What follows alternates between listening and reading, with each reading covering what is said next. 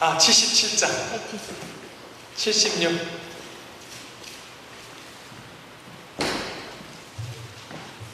몇 장일까? 175장. 네. 제가 이 찬양을 참 좋아하는 찬양인데, 네, 175장 맞네요. 새 찬송가는 195장. 네, 새 찬송가 195장. 그 다음에, 가지고 있는 찬양은 175장. 예, 우리 찬양 한번 우리 힘차게 박수 치면서 찬양하고 우리 말씀 보도록 합니다.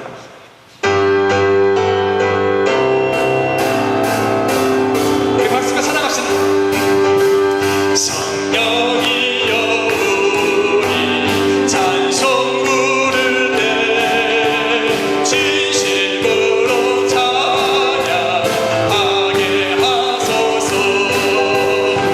성령이여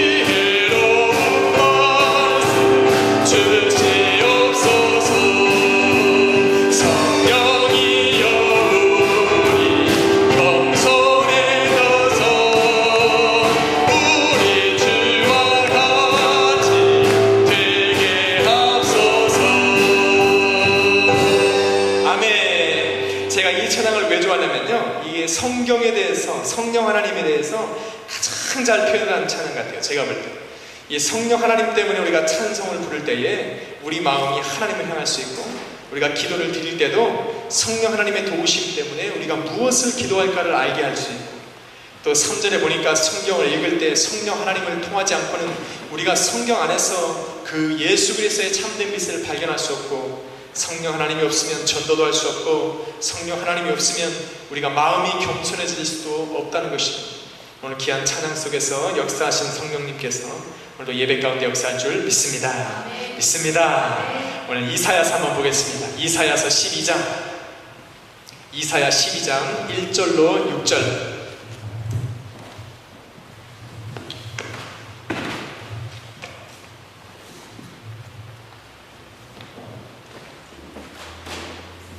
이사야 12장 1절로 6절입니다. 제가 가지고 있는 구약성경 980면에 있습니다. 980면.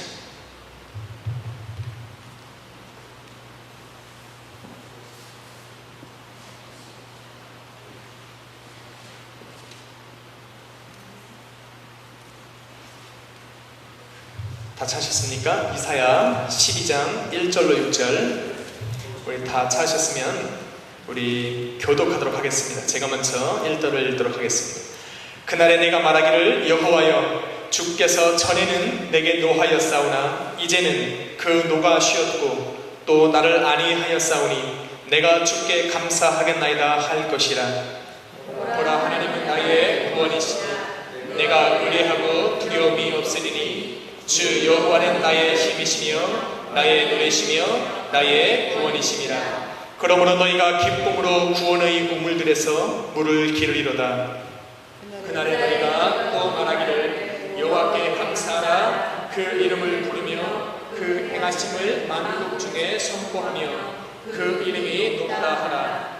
여호와를 찬송할 것은 극히 아름다운 일을 하셨음이니 온 세계에 알게 할지어다. 시온의 검이나 소리를 높여 부르라. 이스라엘의 거룩한 자가 너희 중에서 크심이니라 할 것이니라. 아멘. 오늘 따라 한번 해봅시다. 두려움과 소망. 한번 따라 합시다. 두려움과 소망. 과연 두려움과 소망에는 어떠한 관계성이 있을까? 우리가 하나님께서 우리에게 주신 소망과 또 우리 안에 감춰져 있는 두려움이라는 것은 어떠한 관계성이 있냐는 것입니다. 오늘 그것을 통하여서 우리 안에 내면 속에 감춰져 있는 두려움을 발견하고 그 두려움을 이겨나가고 소망 가운데서 우리가 승리하는 귀한 한 주가 될 줄로 믿습니다. 우리 옛날 속담에 길고 짧으면 대봐야 한다는 얘기가 있어요. 길고 짧으면 대봐야 한다는 것은 눈으로 볼 때 확연하게 드러나는 것은 길고 짧고 대볼 필요가 없는 것입니다. 우리가 63빌딩하고 한 3층짜리 건물하고 길고 짧으면 대봐야 한다는 말을 하지 않습니다. 눈에 보기에도 짧고 긴 것입니다. 우리가 버스하고 조그만 승용차하고 아무리 눈으로 보고 아무리 재봐도 긴 건 긴 거고 짧은 건 짧은 거라는 것입니다.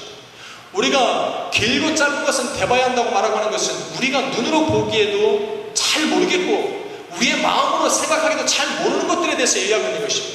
특별히 우리가 눈으로 보지 못하는 것들에 대해서는 아무리 길고 짧은 건 대봐야 하는 것입니다. 양쪽에 서 있는 군사들이 눈으로 보기에는 똑같아 보여도 마치 이 군대가 강하여 보여도 싸워봐야 하는 것입니다. 그럴 때 사용하는 것이 바로 길고 짧을 때 대봐야 한다고 하는 것입니다. 왜 그렇습니까? 지금이야 뭐 전쟁이 뭐 폭탄 하나 터져지면 한 지역이 다 망하는 것이지만 옛날에는 그런 전쟁이 없었습니다. 큰 벌판에 모여가지고 칼과 창으로 싸우고 마지막 한 사람이 으악하고 쓰러져야 전쟁이 끝나는 것입니다. 근데 그런 전쟁에서 승패의 좌우는 군사가 1,200명이 맞고 온 적음에 의해서 전쟁의 승패가 가려지는 것이 아니라 얼만큼 그 군사들의 이 사기가 올라가 있느냐 떨어져 있느냐에 따라서 전쟁의 승패가 다르다는 것입니다. 그래서 군제에 나가고 전쟁에 나가기 위해서는 그 병사들과 그 나라는 이 군사들의 사기를 한층 높이기 위해서 뭐를 하냐면 이 북을 치는 것입니다. 꽹가리를 치고 막 북을 쳐서 전쟁의 앞에 시작하기 바로 그 직전까지 우리 군사들의 사기를 승천 이 하늘까지 올려버리는 것입니다. 그래야 자기 마음속에 잠재되어 있던 그 힘이 100% 활용될 뿐더러 200%를 활용할 수 있기 때문에 그런 것입니다. 아무리 사람들이 많고 이 군사들의 숫자가 많아도 저 사람들의 사기가 승천하는 것을 바라볼 때는 이 사람들이 주눅이 드는 것입니다. 그래서 전쟁도 해보기 전에 이 사람들은 이미 기가 죽은 것입니다. 죽음의 공포가 밀려오고 한번 두려움이 그 마음속을 사로잡기 시작하면은 이 칼도 한번 제대로 풀어보지 못합니다. 그 무거운 창을 갖다가 한 번도 들어볼 힘도 없이 주저앉고 마는 것입니다. 그래서 이제는 앞에 있던 장수가 전쟁의 깃발을 확 올리면은 그렇게 두려운 마음을 먹었던 사람들은 싸움에 앞으로 나가야 될 것인데 전부 다 주저앉아 버리는 것입니다. 이럴 때 쓰는 것이 바로 길고 짧은 것은 대봐야 한다고 하는 것입니다. 두려움이라는 것은 이렇게 우리들의 실질적인 삶과도 관련이 되어 있는 것입니다. 우리가 보이지 않는 일들을 믿음으로 잘 이겨나갑니다. 처음에는 내가 하나님 앞에 소망을 가지고 뭔가를 시작하고 믿음으로 말미암아서 보이지 않는 것을 기도하며 나아가는 동안에도 사람들의 마음속에 두려움이 자꾸 몸습해 옵니다. 왜요? 눈으로 보이지 않기 때문에. 내가 하나님께서 내게 주신 것을 내가 하나님 앞에 기도하는 것들이 잘 보이지 않거든요. 그러다 보니까 믿음으로 잘 끌고 나가다가도 어느 순간인가 믿음이 한번 무너져 버리면 보이지 않는 것이기 때문에 그 자리에 두려움이 생기고 주저앉아 버리는 것입니다. 내가 이제껏 믿어왔던 것이 헛것이구나.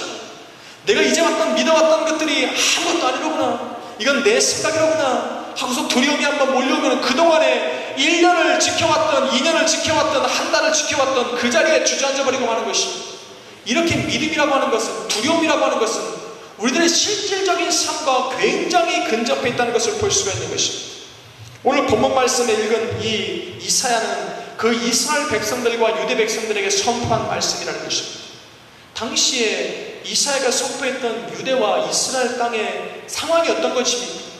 이미 유대와 이스라엘은 다 무너져 버렸습니다. 그래서 부녀자들과 아이들은 이 바벨론의 속국으로 들어가서 그 가운데서 노예 생활을 진탕하고 있는 것입니다. 남자들은 어떻겠습니까? 죽음을 모면하기 위해서 다른 나라로 도망을 가버렸습니다. 이제는 자기 아내도 만날 수 없고 자기 애기들도 만날 수 없어요. 그렇게 떨어져서 흩어져 사는 유랑 생활을 하고 있는 그 가운데에 이사야가 나타나서 하나님의 말씀을 선포하고 있는 것입니다. 그들에게는 이사야가 아무리 선포해도 마음에 소망이 없는 거예요. 왜? 이미 두려움이 닥치기 때문에 그렇습니다. 더 이상 두려움이 자기들의 마음속에 한번 닥치고 전쟁에서 실패해서 자기 아내와 자기 자식들이 다른 나라의 노예로 생활을 하고 있어도 가서 구할 용기도 다 생기지 않는 것입니다. 주저앉아 있는 그들의 상황 속에서 이사야가 선포하고 있는 것입니다. 그들이 두려워했던 것은 무엇입니까? 그 이스라엘의 큰 병사들과 장정들이 두려워했다는 것은 이 거대한 바벨론 나라가 두려운 것이 아니라 그들의 신념 가운데에 믿고 있었던 한 가지가 무너져 버렸다는 것입니다. 이제